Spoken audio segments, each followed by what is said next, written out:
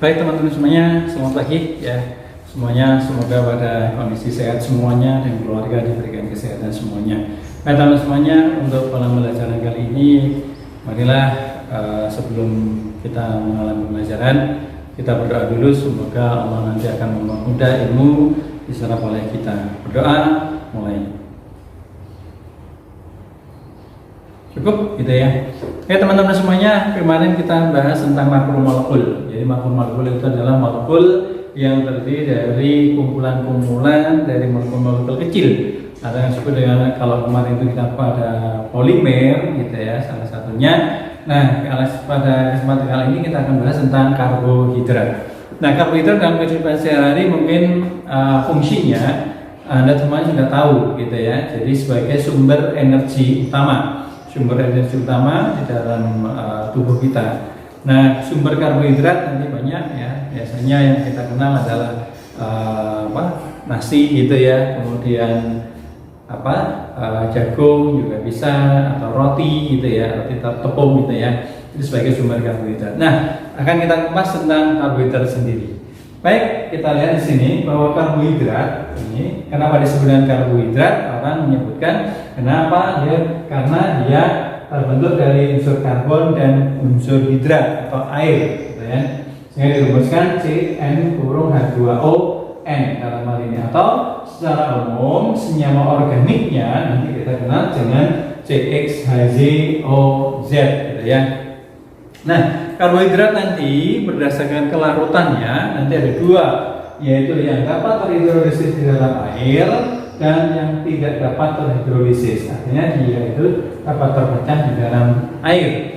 Nah, yang tidak dapat terhidrolisis itu penyusunnya adalah monosakarida. Jadi dia hanya satu saja. Ya, satu saja. Contohnya apa di sini ya? Contohnya ada glukosa, ada fruktosa, ada laktosa, ini ada ribosa gitu ya, atau deoksiribosa itu masuk ke dalam sini, monosakarida. Cuma yang sering dimunculkan nanti adalah tiga ini, sehingga untuk menghafal monoglufurgalak, Anda boleh menyingkat monoglufurgalak juga boleh gitu ya. Nah teman-teman semuanya di sini kita lihat sini, pada glukosa nanti kita kemarin sudah membahas tentang gugus fungsi. Nah, pada glukosa gugus fungsinya adalah ini.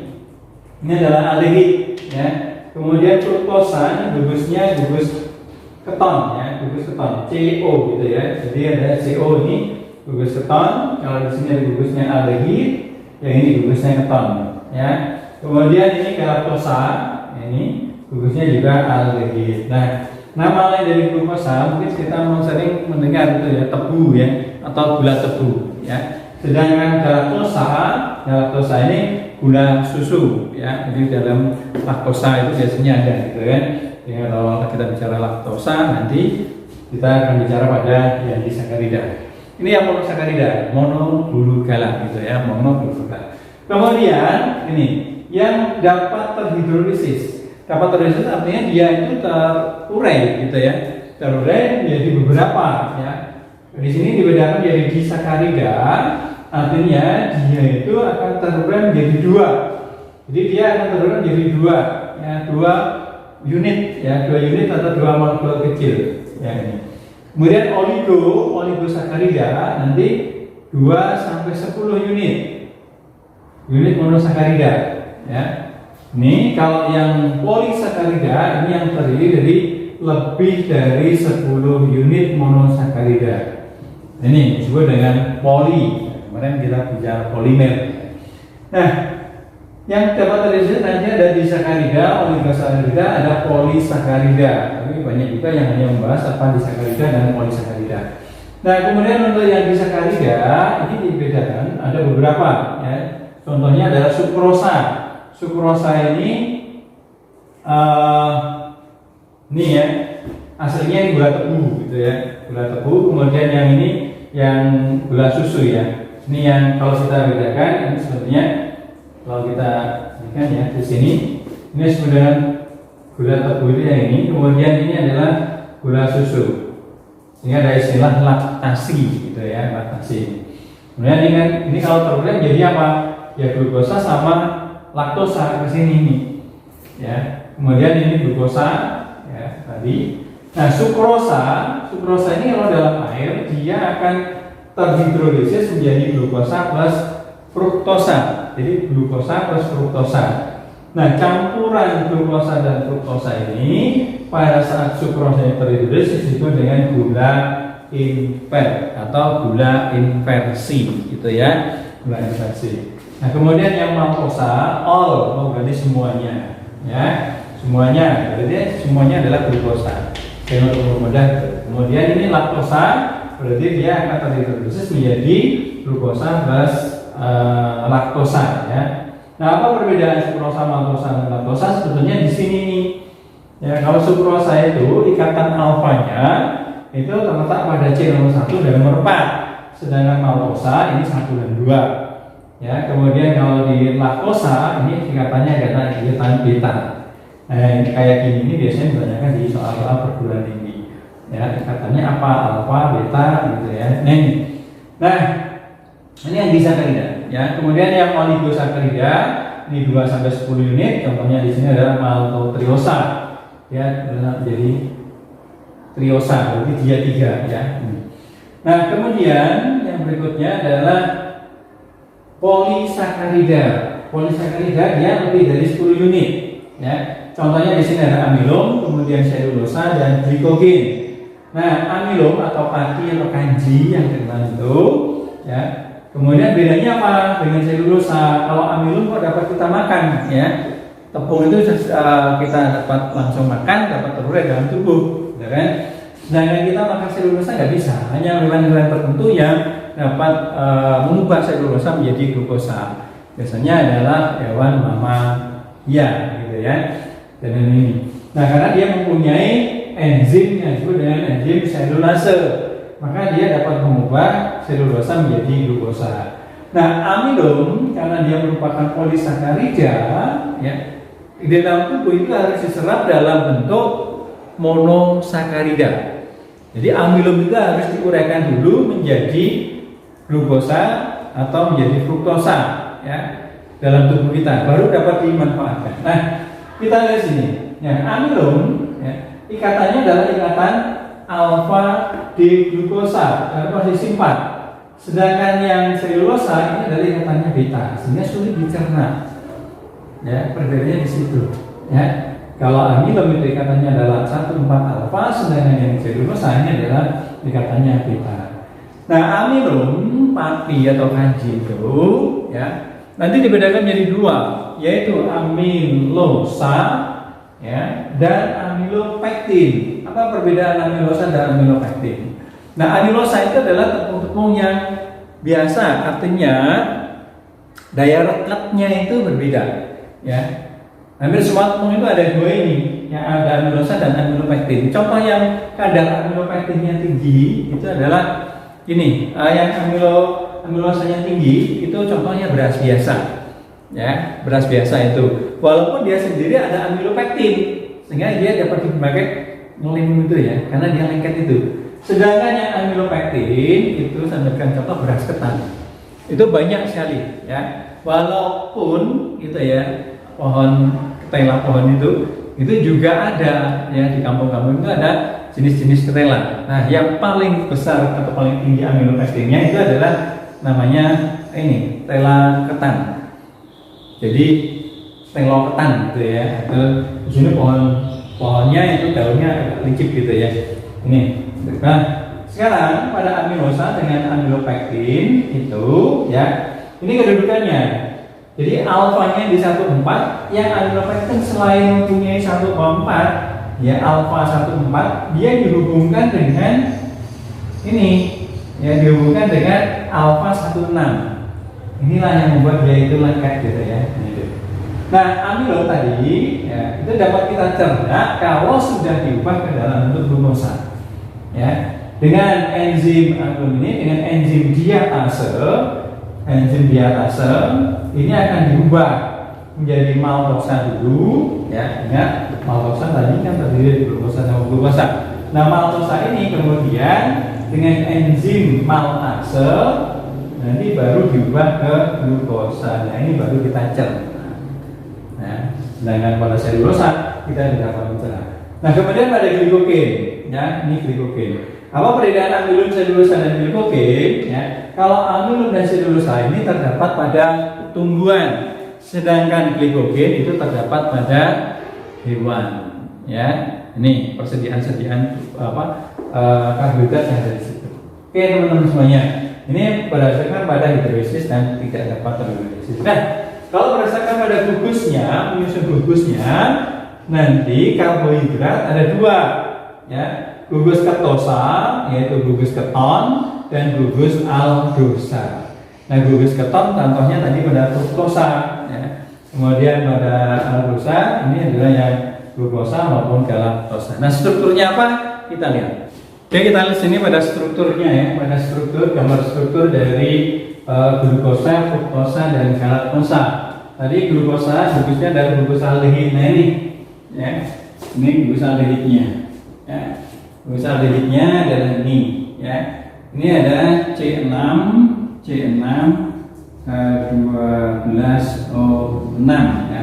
Ini juga sama, ya, fruktosa juga sama, C6H12O6, galaktosa juga sama. Cuma dalam hal ini gugusnya yang berbeda. Kalau pada fruktosa gugusnya adalah keton, ya, ini gugusnya gugus keton, ya, gugus keton. Sedangkan pada galaktosa ini gugusnya adalah gugus aldehid. Ini gugus aldehid. Ini sehingga kalau tadi saya bicarakan jadi karbohidrat ketosa dan aldosa itu yang ini. Ini adalah yang ketosa, berarti gugusnya adalah keton. Kemudian yang ini adalah aldehid, ya. Nah, ini ada hubungannya dengan sifat sebetulnya. Kenapa pada senyawa glukosa ini dapat bereaksi dengan Fehling? Ingat pada reaksi senyawa karbon sebelumnya, ini, ya, jadi aldehid dengan Fehling dapat bereaksi. Kemudian apabila kita lihat ada hubungannya juga dengan sifat optis aktif, ya, sifat optis aktif yang akan kita bahas lebih lanjut. Itu hubungannya dengan C asimetris, ya, C asimetris. Nah, kalau kita lihat di sini berapa jumlah C asimetrisnya? C asimetris itu C yang mengikat 4 gugus yang berbeda. Ya, kalau kita lihat di sini, ini berarti ada H, berarti bukan. Ya, C asimetrisnya adalah ini, karena di sini adalah kanan HOH, sebelah kiri H, bawahnya adalah sekian, atasnya dia sebanyak ini. Ya, maka disebut dengan asimetris karena dia berbeda. Begitulah yang ini juga dengan C asimetris, ya. Ini karena di sini H, ini OH, bawahnya ya sekian ini, atasnya segitu. Begitulah yang ini. Nah, ini juga sama. Kalau suruh mencari berapa isomernya, jumlah isomernya itu sama dengan ini. Jadi N, ya. Jadi 2 pangkat N, ya. Kalau kita lihat di sini, ini ada berapa ini? Jumlah C asimetrisnya. N ini adalah jumlah C chiral. Sehingga kalau kita lihat jadi jumlah isomernya ada berapa ini? Untuk glukosa ini berarti 2 pangkat 4. Berarti sama dengan berapa?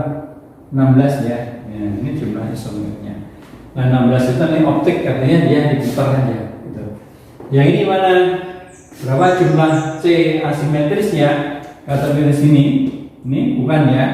Ini C chiral. Yang ini bawah beda dengan atas, maka C chiral. Yang ini juga sama, beda, ya. Oke, ini beda. Ini atas sekian, bawah sekian, maka ini C chiral. Nah, yang atasnya chiral bukan, ya. Karena apa? Ini sama. C yang ini mengikat O, ini juga mengikat O. Yang ini juga bukan, karena di sini ada H. Atas misalkan CH2OH, berarti di sini ada H, ini ada OH. Berapa jumlah isomernya untuk ini? Kita membahas sedikit tentang isomer. Yaitu isomernya adalah berapa ini?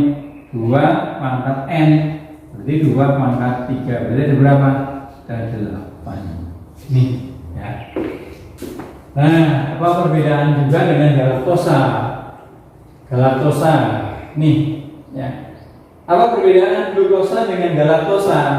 Kalau kita perhatikan, Anda bisa melihat di sini ada CH2 sama, ya, CH2OH. Kemudian di sini ada CHOH, di situ ada CHOH. Kemudian yang ketiga ini, nah OH-nya sudah di sebelah sini. Ya, ini di sebelah kanan. Ya, kalau yang atas sama. Sehingga perbedaannya di sini adalah perputaran sudutnya atau perputaran mutar rotasinya. Nah, bagaimana kalau bentuknya dalam bentuk misalnya asetal itu begini? Ya, gambar struktur dari glukosa itu begini nih. Ya, karena dia akan bentuk nanti berikatan gitu ya. Ini juga sama. O-nya ini akan bentuk sini. Sehingga ini jumlahnya ada 5, 1. Segi 5 itu 1, 2, 3, 4, 5 di situ. Ya, 1, 2, 3, 4, 5, 6 jumlahnya kan sama ini. Ya, gitu. Sehingga jumlahnya ketika C-nya 1, 2, 3, 4, ini 1, 2, 3, 4 gitu ya. Nah, OH-nya itu kalau ini terletak di sebelah kanan, maka gambarnya nanti ada yang di bawah. Ya, jadi yang di bawah ini adalah menunjukkan kanan itu nanti di bawah. Begitu pula yang ini. Begitu pula yang ini, sehingga menunjukkan kalau OH sebelah kanan nanti letaknya akan di sebelah bawah. Ini gambar struktur dari glukosa, fruktosa maupun dari galaktosa. Oke, kita lihat pada berikutnya sifat-sifat dari karbohidrat. Oke, kita lanjutkan selanjutnya mengenai sifat-sifat karbohidrat ini ya. Sifat-sifat karbohidrat semua monosakarida larut dalam air ini ya. Jadi monoglukosalat tadi ya, glukosa, fruktosa, itu larut dalam air termasuk nanti yang disakarida. Disakarida itu nanti ada sukrosa gitu ya, maltosa itu larut dalam air. Kemudian semua monosakarida dan disakarida bereaksi dengan Fehling maupun Tolen ya, kecuali sukrosa. Ya, ingat bahwa sukrosa ini adalah negatif ya, negatif terhadap Fehling, Tollens gitu ya, maupun Benedict gitu ya. Nih, nanti akan kita bahas tentang identifikasi gitu ya. Nah, kalau kita lihat di sini ya, reaksi antara karbohidrat itu tadi yang menggus aldehid ini ada gugus aldehid ini ya, dengan Fehling itu CuO, maka dia akan teroksidasi. Kalau melihat dari glukosa atau karbohidratnya, dia teroksidasi. Karena dia teroksidasi, maka ada istilah nanti dia mereduksi. Mereduksi apa? Fehling. Kalau kita sini bloknya ini 2, ini plus 2. Yang ini adalah min 2, berarti ini adalah plus 1. Artinya dia turun. Artinya gula itu dapat mereduksi Fehling atau kadang-kadang disebut dengan gula reduksi. Ya. Gula reduksi itu siapa? Ya semua itu tadi kecuali siapa? Sukrosa. Nah, akan menghasilkan endapan merah rata. Sehingga ini kalau di pelajaran biologi itu biasanya sering Anda disuruh untuk apa? Dicoba diri Anda apakah Anda itu kena gula atau tidak. Ya, itu biasanya menggunakan ini ya. Kalau di air seni itu nanti akan muncul endapan merah patah, berarti di dalam air seni itu tadi itu ada ya gula, sebenarnya gula darah itu tadi. Ini adalah sehingga orang kadang-kadang kemudian divonis apa kena gula, ya itu ya. Nih menggunakan itu CuO2O akan membentuk endapan merah patah. Nah kemudian ini kalau kita reaksi dengan Tollens ya, Tollens ini Ag2O, dia akan tetap teroksidasi ini ya. Cuma ini akan membuat cermin merah. Nah, ini yang dimanfaatkan orang untuk membuat cermin ya. Membuat cermin sebenarnya mudah. Itu hanya kaca biasa gitu ya, kaca biasa. Kemudian kaca ini Anda cuci bersih, kemudian setelah itu Anda kasih larutan gula. Ya, Anda bisa menggunakan gula yang menggunakan glukosa itu ya, menggunakan glukosa. Kemudian nanti Anda kasih dengan larutan amoniakal, maka otomatis akan mengkilap, dapat untuk ngaca gitu ya, dapat untuk ngaca. Nah biasanya di penjualan itu belakangnya dikasih cat atau dikasih dengan kertas koran, itu biasanya untuk lemari-lemari itu ya. Fungsinya apa? Ya biasanya dicat karena itu mudah tergores karena itu dikaca, sehingga kalau itu tergores kacanya akan jelek, cerminnya akan jelek, maka kemudian dilapis dengan tadi itu cat atau menggunakan kertas. Nah ini ya aplikasinya di situ manfaatnya. Nah kemudian ini ya gugus karbonil ini dapat ya direduksi ya Dari monosakarida menghasilkan alkohol polivalen yang disebut dengan adikol. Nih, ya pada senyawa-senyawa banyak sekali sekarang itu adikol yang dimanfaatkan. Nah, kemudian yang berikutnya di sini mempunyai isomer optis aktif karena dia mempunyai C chiral, ya C chiral. Kalau kita lihat dari glukosa tadi ini, ya C. Kemudian kalau kita ambilkan, sini ada OH, di sini ada H, dan C, kemudian di sini ada OH. Ambilkan dari senyawa yang tadi. Ini, nah, ini H, kemudian di sini CH2. OH. Nah, berapa C chiralnya? Kita bisa melihat. Kalau di sini artinya di sini ada H, ini ada H ya. Kalau ini saya buat CH2 OH, nah hanya di sini. Begitu pula yang ini bisa saya buat nanti hanya ini OH, kemudian di sini H, di sini H. Nah ini kan bukan chiral, ya kan di situ ada H. Nah yang chiral itu yang mana? Nah, apabila kita lihat yang chiral nanti adalah nih C nomor 2 di sini, ini ya ini chiral, ini juga chiral, ini chiral. Yang ini bukan karena di sini ada H, ini ada H. Berapa jumlah isomernya? Isomernya nanti itu ada jumlah isomernya ini berarti 4, berarti 2 pangkat 4 atau sama dengan 16. Nah sebetulnya optis itu artinya dicerminkan. Artinya kalau kita buat, ini saya sedikit ya. Ini kalau saya buat cerminkan itu misalkan begini nih. Ya. Kalau jumlah isomernya nanti saya tulis di bawah ya ini. Jumlah isomernya ini sama dengan 2 pangkat 4 atau sama dengan 12. Nah di cerminnya itu nih ya. Kalau ini saya kasih cermin itu, ini ada OH. Yang kita cerminkan yang pertama adalah yang ini aja ya, kita yang bawah, sehingga OH nya itu jadi OH begini, ini C, kemudian di sini H. Yang berikutnya ini tetap C, ini OH, H, kemudian C, ini OH, H, kemudian di sini C, OH. Jadi kalau kita hitung C, ini OH, ini H, sini H, ini H, gitu ya. Yang tetap itu semuanya ini saya tulis beginilah CH2OH. Sehingga yang dibalik itu yang kita cerminkan itu hanya yang ini yang kita cerminkan. Jadi yang kita cerminkan itu yang ini. Nah ini untuk C yang chiral yang pertama. Nanti kalau yang berikutnya yang ini yang kita balik, yang berikutnya ini yang kita balik, ini kemudian yang berikutnya kita kombinasi ini dengan ini dengan ini dengan ini dengan ini dengan ini dan seterusnya. Jadi jumlahnya ada 16. Oke gitu ya. Kemudian kita untuk selanjutnya akan kita pelajari tentang identifikasi.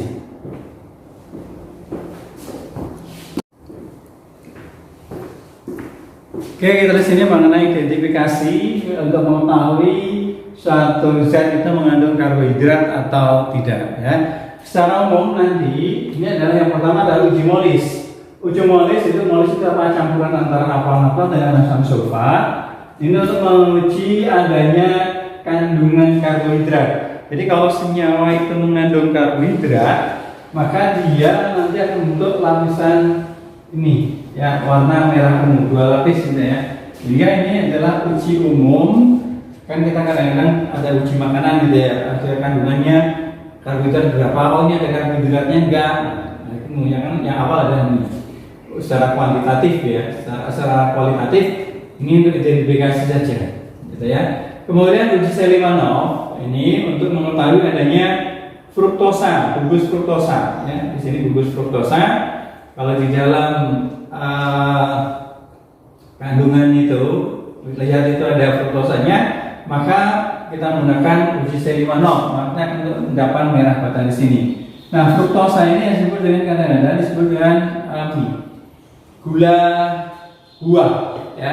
Fruktosa ini kandungan manis yang ada di dalam buah itu, kandungan fruktosanya itu buah-buahan gitu ya. Buah-buahan itu biasanya kadar fruktosanya adalah yang tinggi. Madu termasuk ya, madu itu. Nah, kemudian yang berikutnya adalah ini uji Fehling atau Tholen. Tadi sudah kita bahas ya. Untuk mengetahui adanya monosakarida dan disakarida. Semuanya akan positif kecuali ini sukrosa ya. sukrosa itu nanti ada negatif, ya.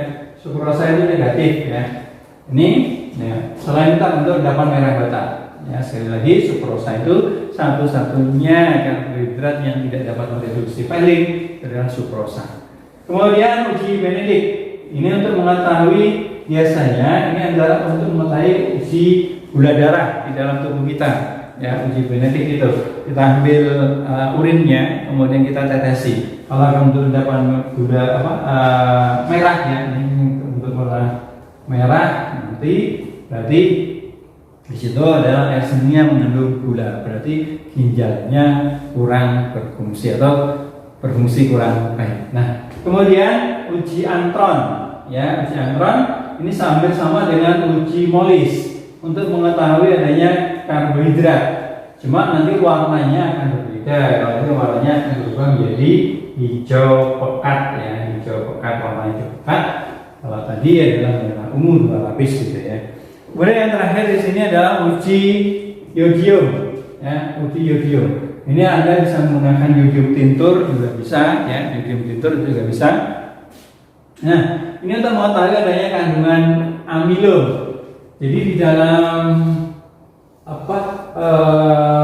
makanan itu ada amilumnya atau tidak, ya, amilumnya. Contoh di padi, ya, istilahnya ini, ya, ini. Maka nanti akan berubah menjadi biru dongker. Anda bisa nanti mencoba juga betadine itu, ya. Jadi betadine itu Anda teteskan di dalam larutan kanji, ya, kanji itu. Maka nanti akan berubah menjadi biru dongker.